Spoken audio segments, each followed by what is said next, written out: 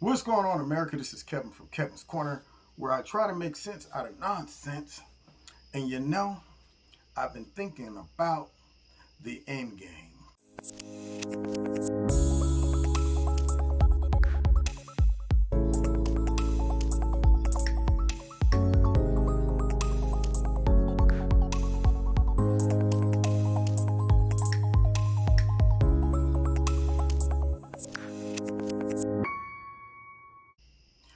Welcome to Kevin's Corner, where I try to make sense out of nonsense. Now, what am I talking about? The end game. Some of y'all, you don't know a lot about me, but yeah, I'll let y'all know throughout some of my videos, just smidges of relevant information about things either I've done in the past, or if I think it's applicable to the point that I'm trying to make, I might bring it up and y'all go, why? I didn't know that about Kevin from Kevin's Corner. Of course you didn't. It wasn't relevant. So, I used to, in high school, I wrestled, did mixed martial arts. Afterwards, I got a little older, got into mixed martial arts. Always took Kung Fu, all of that stuff. And then bridged my wrestling with Muay Thai, a lot of the different techniques that you will see out there today in the cage fighting and stuff like that.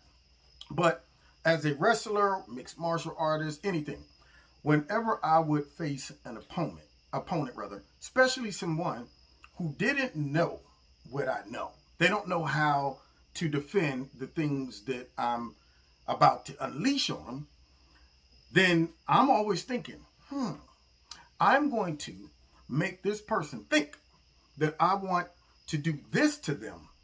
But really in the back of my head, I have the end game. I know exactly what I eventually want. And to make someone submit or tap out, I want that neck. That's what I wanted. So, one time this big dude, he wanted to challenge me, got a little smart. I said, all right, I'll tell you what, man, we could go on the mat. And if you survive more than 1 minute, I give you $1,000. This dude said, what? I said, yeah, man, $1,000. Now, I knew this guy had no fighting experience, no mixed martial. He was just a big for nothing dude. But he's looking at me like, man, I'm like 4 or 5 times the size of this dude, man. So we go into the gym area where the mat's at, and the coach, football coach, came in with a timer. Now, he knows what I was able to do, but the big dude don't. So when I told him what was going to happen, he looked at me like, oh, this dude is in for it. So we go in there, and there's a move called an ankle pick. So we, I said, as soon as we lock up, that's when the clock starts. I folded this dude up and made him tap out in, I think it was 19 seconds. Now, how did I do that? It's because in the back of my head, I knew what I really wanted. He didn't know that. He reacted to what he saw me going after, but I really wasn't going after that. So what I did, the move is called an ankle pick.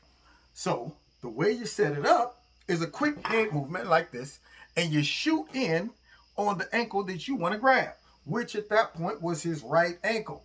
And you do it so quick and so low to the ground that he can't grab you, can't punch you. You hook that ankle as your body slides away from the ankle, and now the side of his knee is exposed.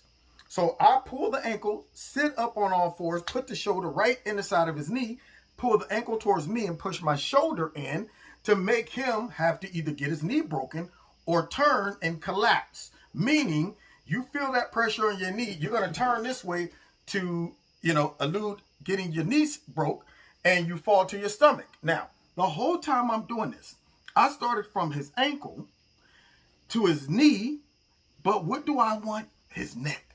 Now, I know it's human reaction. As soon as you hit your stomach in the midst of some type of confrontation, is to get up as quickly as you can. Well, guess what he did? When he gets up, I know what he's doing. He's exposing what? His neck. I'm already behind him. I let go of the ankle, the knee, and as he's coming up to recover, I'm already in the air with the arm whoop, right around that neck. And sure enough, soon as I got that rear naked choke in, he was 19 seconds. Now, he had no idea what I was going to do. I did. I knew what the end game was. I'm like, I don't want your ankle. I don't want your knee. I want your neck. I'm going to make you tap out. But I need you to think that you blocking all of this, Same thing with the Democrats. I was thinking, watching Tucker last night, and he was talking about how these globalists, these liberals are trying to infiltrate every area of our society. They try to make sure they get rid of the police who actually are not activists, but instead, law enforcement, and replace them with someone who believes in these liberal policies and all that stuff. Someone who's not going to reject a leader or governor or mayor who comes in talking about, all right, this week we got to have police sensitivity training because all of these white nationalists out there. They would love a whole police station or department ran by policemen that were a part of like Antifa, those kind of policemen that's kind of activist slash policemen. See, then they try to infiltrate our military with all of these little seminars and trainings. Gizmo. All these trainings, they say, you guys got to sit in these trainings. If they can dilute the purpose of the military and infiltrate it and make these people become more so activist slash soldiers, there's a reason why they're doing that. They're not just doing that because they just want folks to be aware of their biases and all of that stuff. They're not doing it for that. If they can infiltrate schools, academia, and start teaching certain things generation to generation, there's a reason. See, on the surface, everybody's going, well, they're just talking about inclusion and making people be a little more sensitive to racial issues and all of that stuff. But no. There's a deeper meaning. There's an end game that they're going for. So when they infiltrate entertainment, sports, the last part, the last frontier is two components that they need to really implement the end game. Communism, socialism, complete control over everyone. And the two components that are missing will help them in that journey. Police and military. There's a reason why they're trying to water down the military with all of these new progressive ideas and stuff like that, because they know right now we have a whole class of people, middle class conservatives and upper middle, lower middle, and probably even some upper class conservatives that believe in some fundamental principles that if they ever was to try to implement a diabolical scheme of control or put in socialism or communism too soon, we can resist it. See, and that would put the folks in a compromising position like the military or the police. If they remain like they are, they will have a hard time going against all these American citizens that might have to resist the military or the government because they became some type of monarch. They would be going, man, that's my dude that I grew up with. I ain't shooting this dude, man. I'm not, that would block them. They know without the support of the military and the police to implement a lockdown or control over the population, without that support, they can never do it. See, we got too many hardcore dudes who've been collecting, you got some dudes since they was kids. I've been waiting for this day all my life. I've been stocking up ammunition. I knew it was coming, man. So you got all these folks that's going, I'll be darned if y'all just take our country in a direction that violates the Constitution and so on and so forth. And it would be hard right now to convince all the police to support and enforce them doing that to citizens. It would be hard to bring in the military and have them do it. But if the military and the police became ideologists, folks that believe in the cause, folks that are starting to look at these folks standing in the way as traitors, Nazis, all of that. See, right now, they have already locked down education, but they can't send all of these professors and teachers in when you got all these American citizens with guns. I mean, they ain't gonna do nothing.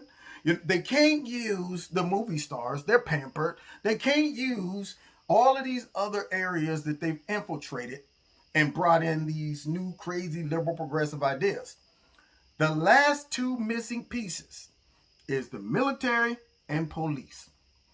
If they can infiltrate those, start with the heads, bring in all of these training sessions and convince them that these citizens that are resisting are not like regular American citizens. They're traitors. They hate this country, the racists, the white nationalists, the Klan members, and therefore, when you come in and attack, deal with them, you're not doing Americans a disservice, you're doing them a service. You're fighting against all of this racism and Nazism that these people are trying to hang on to. See, that's why they're working so hard to pollute every area that American citizens interact with and have trusted and bought into and rely on.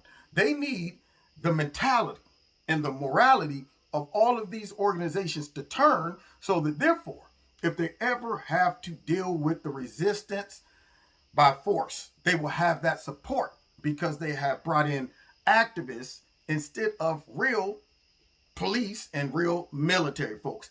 That's the end game. See, that is the missing component they need to get them on their side. That's why they would love to abolish ICE. That's why they want to get rid of the police, bring in social workers. That's why they want all these stupid, unnecessary racial trainings and sensitivity trainings for the military. They want that so they can pollute their mind and get them to a point where they see middle-class citizens who just want to hang on to our country as the enemy. Therefore, they could probably implement martial law without the conscience bothering them, just like Antifa. I see the end game, and that's why I'm here to expose it. Now, I just might get this video deleted. I don't know. Who knows? But I don't care, because I see the end game. So you've been listening to Kevin and Kevin's Corner. Don't forget to hit like, share, subscribe, and the notification button. Follow me on Facebook, Twitter, Instagram, all that good stuff. Links are below. Don't forget to check out Extreme Teas, my sponsor. If you like their products, click on the link below and put Kevin in the promo code. You'll get a 20% discount. And if you want to donate to Kevin and Kevin's Corner, feel free. There's a link below the video to do that. And check me out every Wednesday night on Facebook, YouTube, and my radio blog talk show, 7:30 live in Kevin's Corner. God bless. See you next time in Kevin's Corner. Take care.